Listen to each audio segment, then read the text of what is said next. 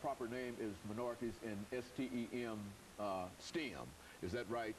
And of course, we have with us our esteemed guest, the Dean of the College of Engineering and Technology and Computer Science at Tennessee State University, Dr. Hargrove.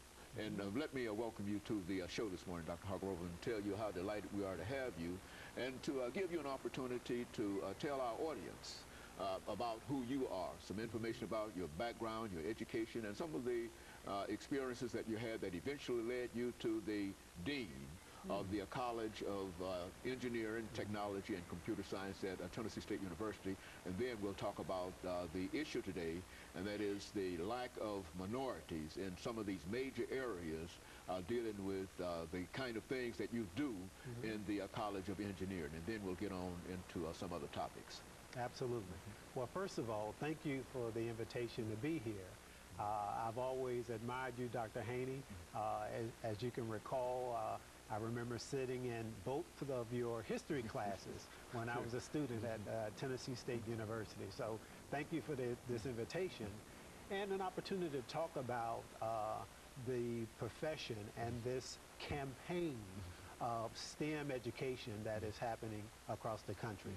But first of all, as you requested, a little bit about myself. I'm from Memphis, Tennessee, and at that time, I was trying to think about, what college I was interested in. And so there were a number of good colleges around the country. But I recall vividly taking the ACT, and I don't mind saying this publicly, but I would have to say my ACT score wasn't the best. Okay, in fact, it was probably where it was in the teens, I would say.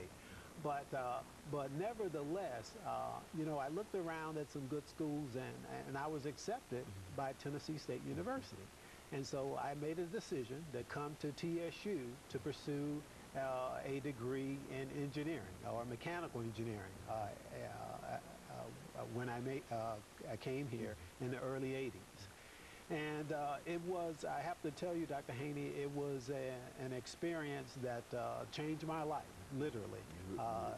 When I think of TSU and its ongoing mission to literally transform students unequivocally, TSU, that's the impact it had on me. And came to TSU, major in mechanical engineering, and it was at that point, in my junior year, I would say to you, I knew I wanted to be a college professor. And there's a professor there even to this day, Professor Y.Y. Clark, helped make that major decision in my life and my career to become a college professor. And so after graduating from Tennessee State University with a bachelor's degree in mechanical engineering, I went on to receive a master's degree in engineering immediately after that. Worked for a few years for General Electric and General Motors, and then eventually came back and pursued the terminal degree, a PhD in engineering. After that, I taught several years at Tuskegee University in Tuskegee, Alabama. Another fine institution as well, as you well know. Served as an assistant professor of mechanical engineering there, and also an assistant dean at the time as well. And after that, I traveled to Morgan State University in Baltimore, Maryland, serving as a department chair. And then during that time, I did take a sabbatical, and I was very fortunate enough to become a Harvard fellow. So I took a sabbatical and spent a year at Harvard University. And at the time, while I was at Morgan, I got the call about this opportunity to consider becoming the Dean of the College of Engineering, Technology, and Computer Science at my alma mater. At Tennessee State University. And so I was elated and went through the interview process and was very fortunate. And I say that humbly, very fortunate to be selected and to serve in this capacity as the Dean of the College of Engineering, Technology, and Computer Science, the very same unit that produced me as an 18-year-old going to college at TSU.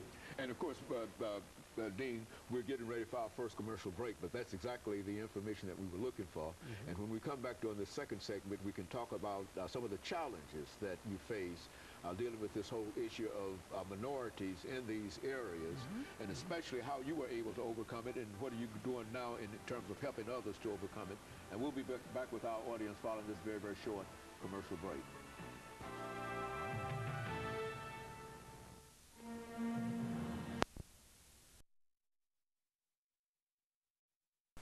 The guest